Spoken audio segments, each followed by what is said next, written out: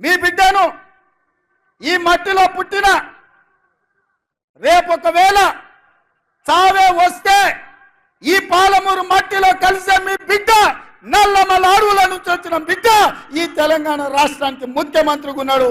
ఈ పాలమూరును దేశంలోనే ఆదర్శంగా ఉంచే జిల్లాగా అభివృద్ధి చేసే బాధ్యత నేను తీసుకుంటా. మిత్రులారా,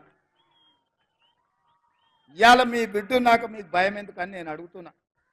ఇవాళ మీ వాడు మీ సోదరుడు మీ మధ్య నుంచి వచ్చినోడు, స్థానిక సంస్థల బాధలు తెలిసినోడిని. జడ్పీటీసీకి ఉంటే బాధే ఉంటుంది, ఎంపీటీసీకి ఉంటే బాధే ఉంటుంది, వాళ్ళ గౌరవం ఎట్లుండాలి, సర్పంచుల మర్యాద ఎట్లా కాపాడాలని తెలిసినోడిని.